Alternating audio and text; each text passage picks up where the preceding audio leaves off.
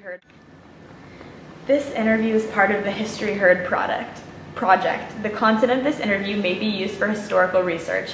However, no part of the video itself may be reproduced without the express written permission of an authorized representative of History Heard.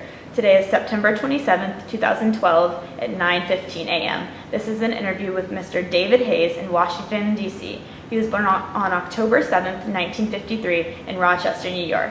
Mr. Hayes graduated from Stanford Law School, where he was an editor of the Stanford Law Review, and then came to Washington, D.C., where he has had a distinguished career as an environmental lawyer. He has written and lectured widely in the environmental and natural resources field. His many positions of public service include chairman of the board of the Environmental Law Institute, senior fellow of the World Wildlife Fund. What do you say to people who think global warming is a hoax, who say it's not true?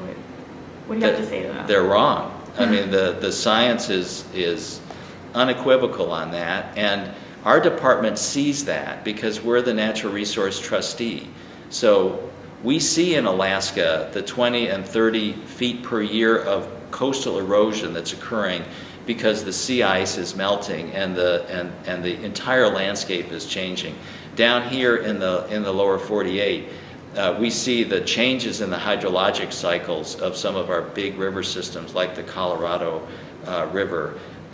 We see the incursion of seawater up and down the East Coast affecting wetlands and our resources. Mm-hmm. So we see the impacts. There's no question that it's happening. And we have a large science agency here. We have 10,000 scientists at the United States Geological Survey. And they've done an enormous amount of climate change research and showing the impacts on our resources. There's no doubt it's happening, and we're not putting our head in the sand. We're looking as resource managers of how to adapt to the impact, and also through our renewable energy push, changing our energy mix so that we have less fossil fuels and less carbon dioxide going into the atmosphere. Okay. And then we had to rearrange this interview a little bit because you needed to attend a meeting at the White House. That's pretty exciting. What's it like to work directly with the White House and the president himself? Well, it's fun. It's fun. That's a fun part of the job.